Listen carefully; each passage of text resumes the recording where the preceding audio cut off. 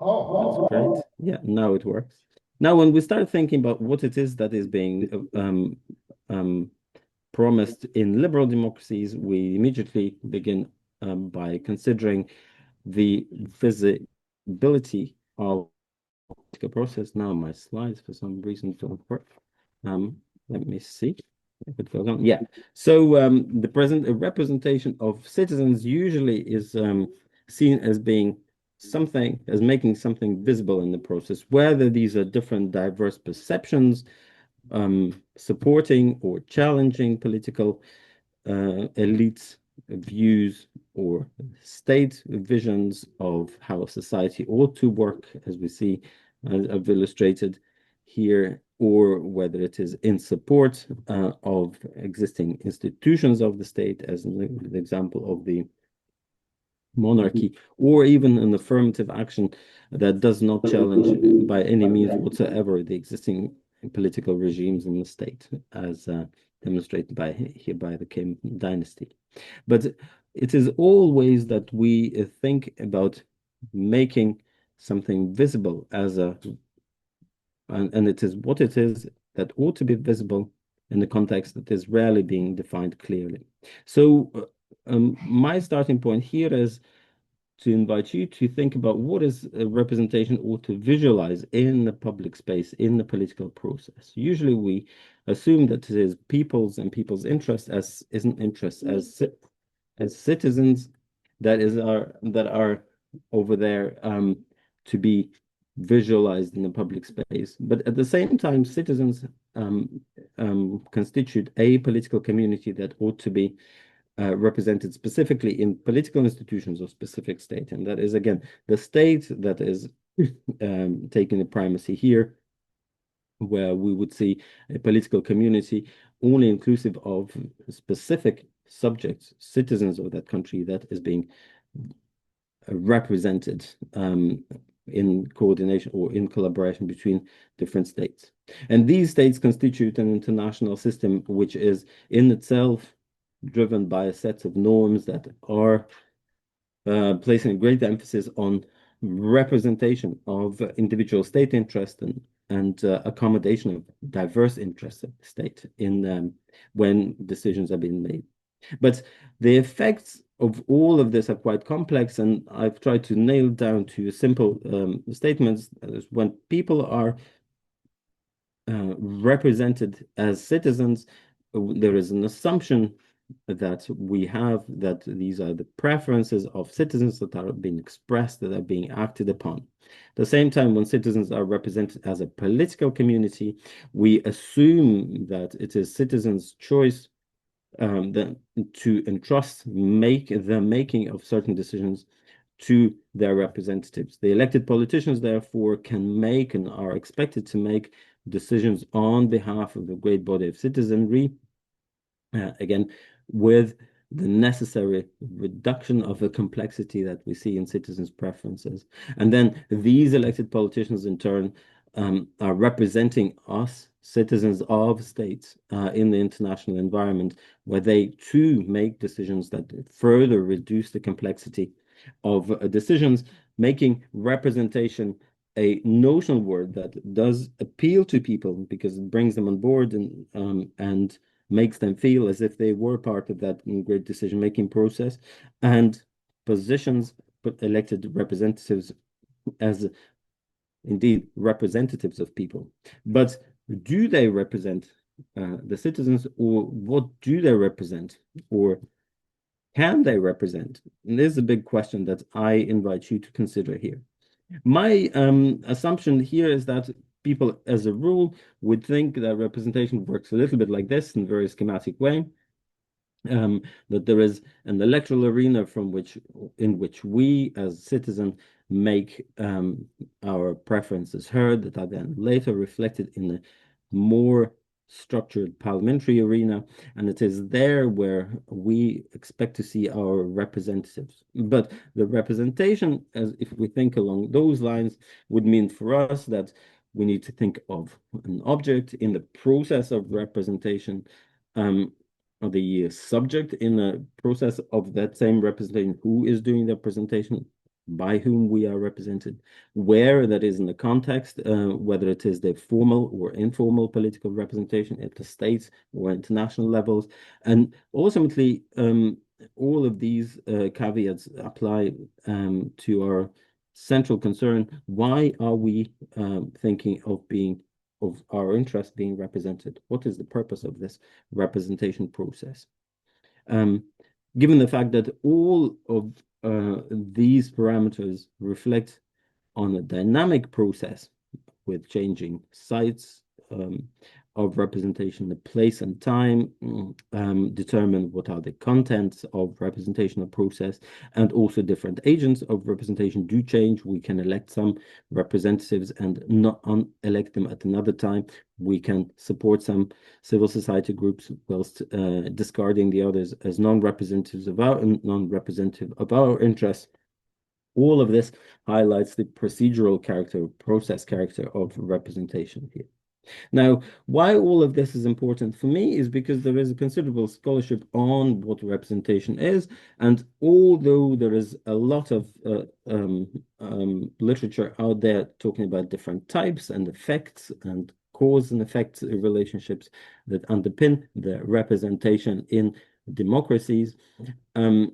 the foundational or the cornerstone of that discussion comes from Hannah Pitkin's concept of representation, a work published in 1967 that defined originally four types of what representation is. It could be, Hannah defined that as a formalistic, focusing on how representatives are authorized and held accountable for. They focused on the electoral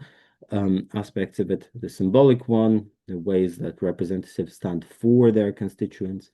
The third one being descriptive, the extent to which representatives resemble or stand for their constituents. And finally, the substantive one, the how representatives act for the people who have elected them, for example. But in contemporary discussions, we very often tend to focus more on this on the dichotomous types of representation. Descriptive one, when people stand for their communities, so they are assumed to be like their voters, their communities that they represent, and substantive one that does not require this a similarity of the representative with the represented. And in both cases, there is a tension, as you can hear, between the similarity of those who are representing and those who are being represented on the one side, and the other type, from the other side, we see the push on of the content of what is being there delivered. If we focus on the identity of people representing the represented, then there would be an assumption that there is a limited container of interest that can be translated from the public into the formal space, public space, and then reenacted in policies and recreated in laws. At the same time, if the focus would be on a substantive aspect of representation, then we would need to assume that it is hard to trust the continuously or those representatives who are continuously occupying the position of representative, since they might get out of touch with their represented constituencies, and therefore be less representative over longer periods of time. Substantive representation is requires a more dynamic relationship between the institution, the representative, and the community of those people for whom they speak on behalf for. So in both of these, in order to resolve this tension, I would appreciate a greater focus on what might be referred as constitutive representation that reflects on the community, the group of people, the set of problems that the representation is evolving around, and the set of solutions that can be or ought to be proposed for representation to work. And that would take us clearly beyond this major major dividing line in political studies, that focus on two types of representation. The formal one that requires or presumes that the individuals who participate in political process are equal before the law, and therefore they have an unconstrained opportunity to express their preferences, bring it into political process, and then engage in engage their representatives in discussion between them in a more abstract way about the negotiation of policies and preferences in space that is to be shared between those who feel represented and those who don't feel represented. And on the other hand, we have the strand in research that highlights that the substantive representation requires departure from the belief that individuals are equal and focuses primarily on the responsibility of a state, its institutions and authorities to ensure equality of individuals. So the first presuming equality in individuals, the second requiring affirmative action and support for broader equality in society in order for people to be able to engage on equal plane with the same sets of concerns that would be facilitating substantive, in my view, better representation of their interests that are tangent on their opportunities in life and further preferences down the road. Now, from my perspective and from my research, particularly relating to ethnic minority communities and the ways that states would neglect responsibility to certain groups who are in a non-minority position in society, the refocusing representation and refocusing the discussion on representation as a process brings builds upon a considerable legacy in political studies as the one that interprets the background to decisions that are being made as being somewhat driven by a rational decisions or rational calculations behind those decisions. So if we consider that politics are a set of decision-making practices, we could go back to the Aristotelian politics and assume that decision-making is not about decision-making per se, but rather about the context of who gets what and how that decision could be or decision ought to be justified. So focusing on what is appropriate for a particular person and particular situation in political and social systems, and how all these things are being perceived as being legitimate, just, is one of the concerns that I think the focus on the process of representation reflects better, because secondly, it also takes into account the fact that when we look at political processes in societies and societies affected, ultimately what we are observing there is that it is a simplified and modelized process of decision making that we analyzing which we need to make quite a few simplifications about the decision making behind that. So much to the justification why representation ought not to be seen as an accomplishment, but rather as a process which runs against the grid of considerable assumptions that once we get to a situation where state and state institutions facilitate representation of people, we can expect that things in society will rule themselves and rule themselves to the benefit of the majority of the population in society. But that, from my perspective, is a shortcut that needs to be checked, because the promise that by creating and establishing institutions that facilitate representation just creates just the conditions for representation in democracies, and particularly in liberal democracies, because some of those foundational issues that are posited as promise are indeed remain unresolved in the process of establishment and are never returned to when political systems, polities, in fact, are constituted and reconstituted as democratic ones. So first of all, the discussion of those agents that have originally endowed the political institutions in place with a certain value and facilitated broad societal understanding of what it means to share power, to make joint decisions,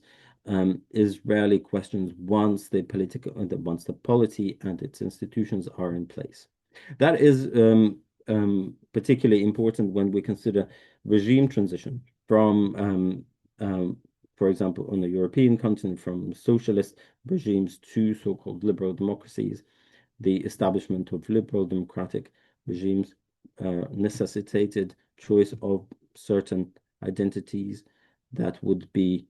appealed to by the agents of transition. Identification with Europe, European identity of people as a legitimate reference points for those seeking access to power.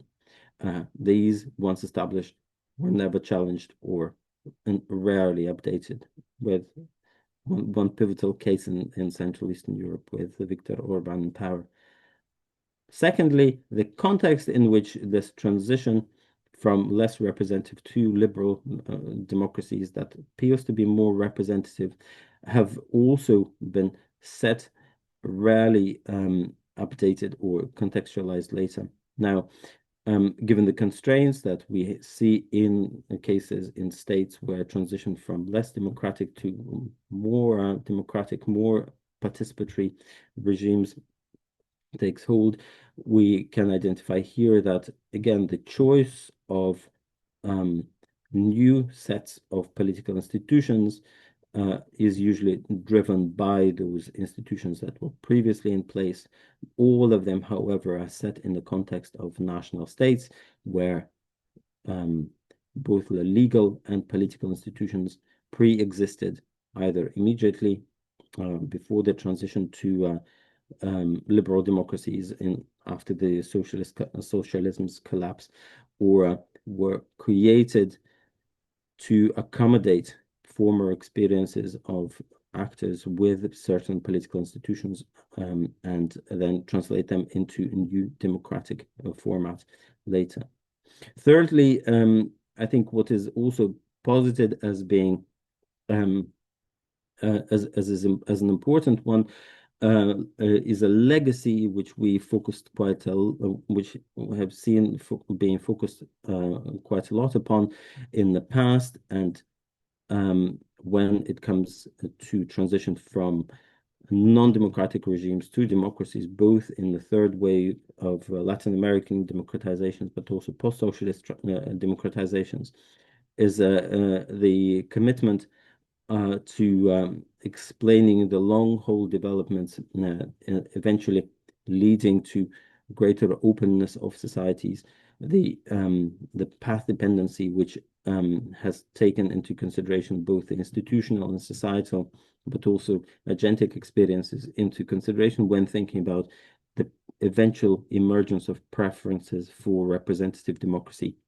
down the line at a certain phase of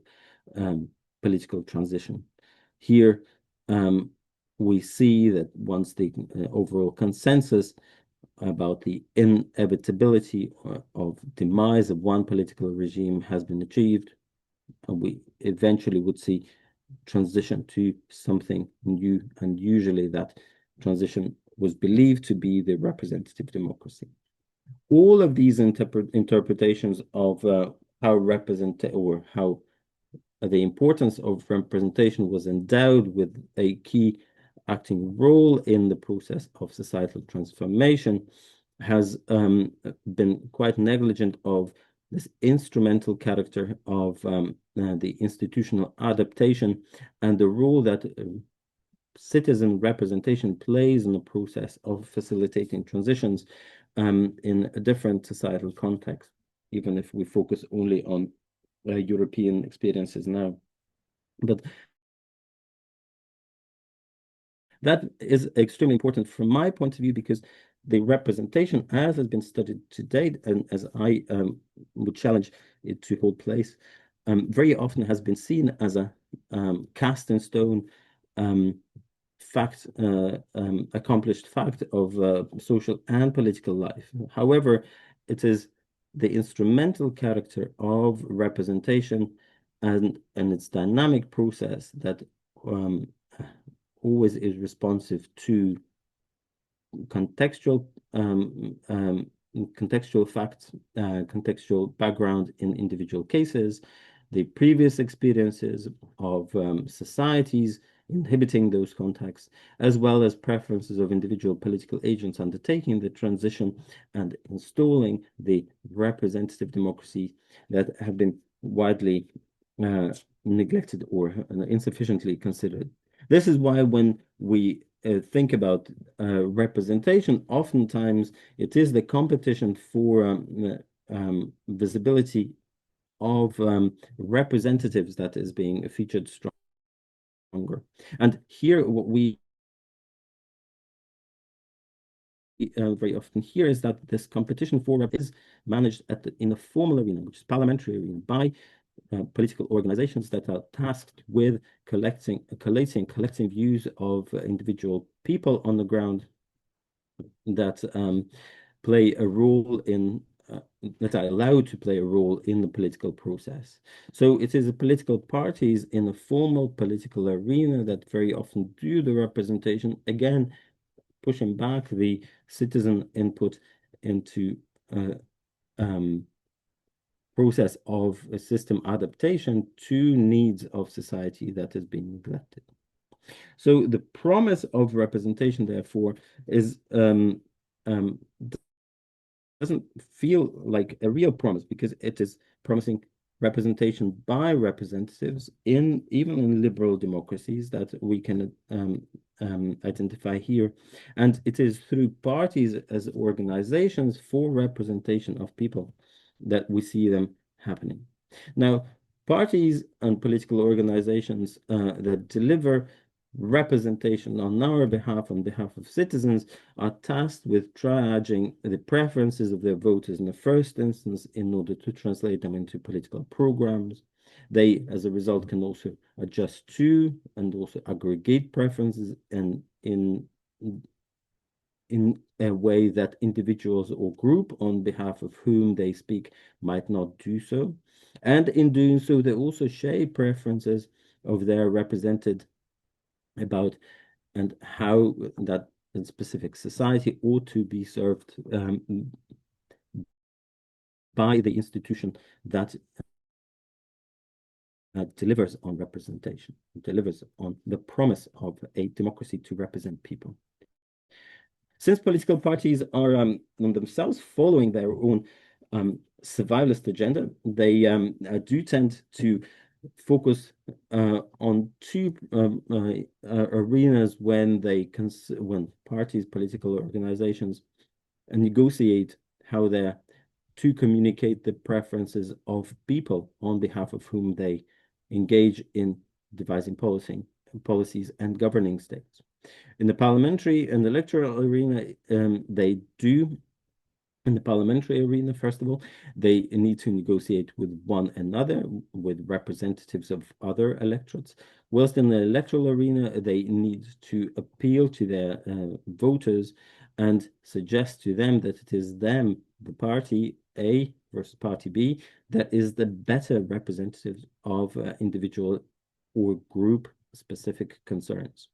And it is here that we see that it becomes more apparent that in the competition for representation, that political organizations that speak on behalf of citizens would be more likely to focus on more mainstream issues, neglecting those that are less appealing to a broader electorate.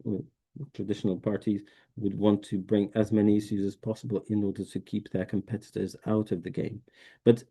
those parties that can and that do maintain control over their electorates can, as a result, also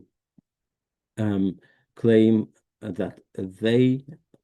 hold the key to interpreting what their followers, what their electorates prefer, in the sense that they do not need to listen to their electorates as much. Therefore, their role in representation, in the process of representation, becomes that of formulating preferences of the people rather than reflecting on the preferences of the people. It is on this at this juncture that I hope it becomes also clear how my long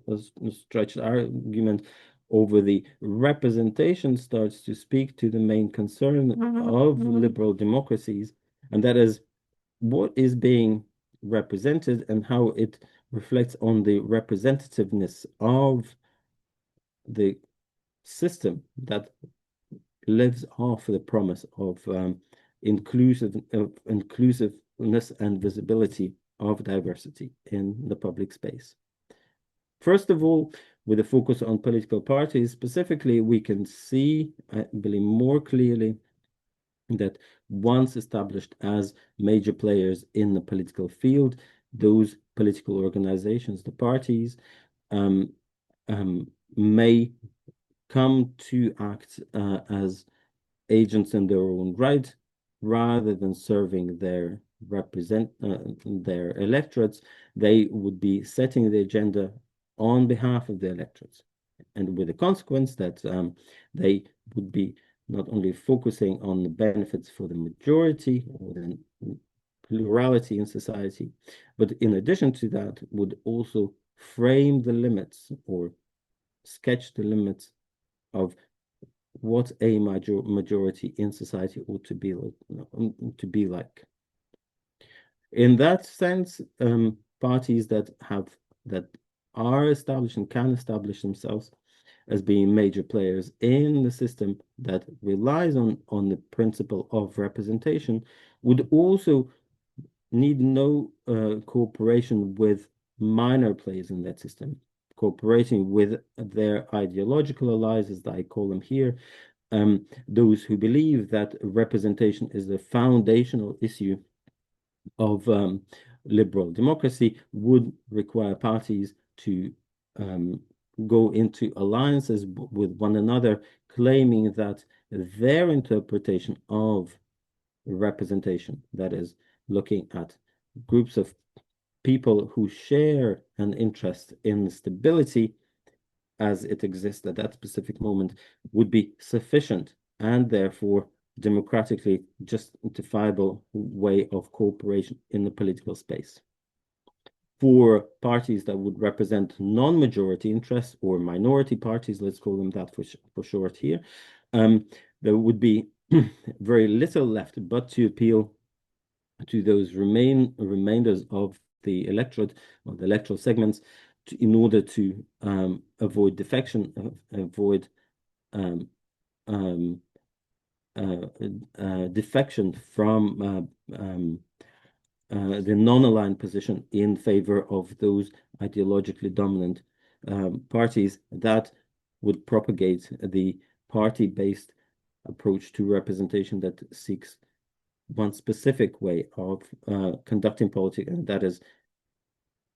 a consensual one, consensual in favor of the majoritarian consensus. But all of this is also known to us to be a rather unstable condition once we see once we turn to literature on societies that are undergoing change or have competing interests that are being marginalized or outruled or in ethnically divided places. And looking at the settled political context where consolidation of democracy and political party system already shows that that parties fall into either majority or minority parties, usually in ethnically divided places, we would see that the consolidation of electoral segments eventually results in the process that in an ethnic context we would call an ethnic outbidding, where certain political representatives or organizations would seek to appeal only to their electoral segment in order to ensure that they continue to be recognized as representatives, as stand-ins for that individual segment, neglecting their commitment or their responsibility to commit and to serve to all citizens affected by their decisions. In fact, all liberal democracies do lack commitment or do lack instruments to commit political representatives to serve all citizens affected. Rather, liberal democracies are built on the idea that representatives are serving their segments, and therefore, from looking at ethnically divided or diverse places, what we can glare from is that there is an inherent incentives in liberal democratic practice for political representatives to attend only to interests and concerns of their electorate per se. So since most of liberal democratic states are designed as national states, it is clear that we also need to consider what are the um, primary appeals that can be useful for political organizations, such as political parties, to coalesce their voters into the status quo that relies on a very limited perception of what representation is, and also to justify to their electorates that politics of representation in liberal democratic terms is a sufficient and at times also an ideal modus operandi for reaching decisions that would serve societies as a whole best. National states are the ones that we live in, and in this, and I will try to keep this short, and if in doubt, I'll be happy to respond to any questions that you might have on this. National states that exist around us, and all states around the world are designed as national states. Some are nationalizing states, which is a different type of a state, yet ascribing the ownership and responsibility of a state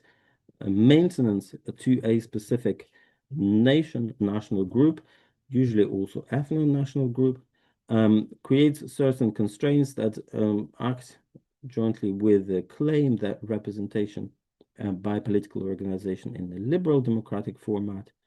is to the advantage of all. Again, runs in or gets into crosshairs with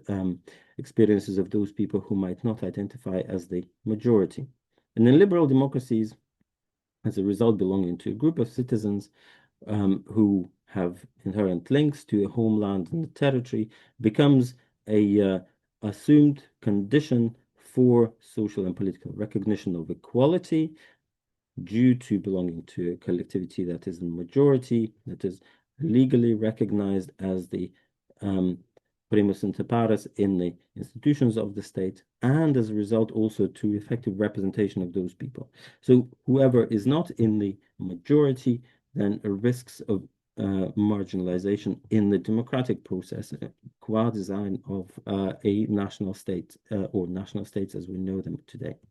In this context, it would be the link to Dimitri's talk yesterday would be quite clear to those of you who have followed his long-term work as well, is that the national state is designed not on the idea of or liberal democratic national state is not designed on the idea of inclusion and equality of people participating in the political process, but rather on the idea of exclusion of those who do not belong or are not from that state by default, to a degree that the European integration process has been seeking to remedy it in the wider territorial space, increasingly so, as we know from Dimitri's work, unsuccessfully. But the enmity of a nation-state model to outgroups is underpinning many of the challenges that we experience as individuals as well as citizens of states when it comes to representation of our views, such as individuals who are in a position of disadvantage, we very often would be identified as free decision makers with a free choice of an opportunity, thus a choice of having less of an opportunity in the contemporary structure of representation would be seen as our individual choice, a liberal democratic ideal, in fact. Secondly, looking at the group level of out-group enmity of national states towards representation of non-majority groups, those who would be holding stigmatized or not wholesome identities, those who do not fit into the design of a national state, whether it is a religious or a language identity, but also preferences that are of ideological nature, would be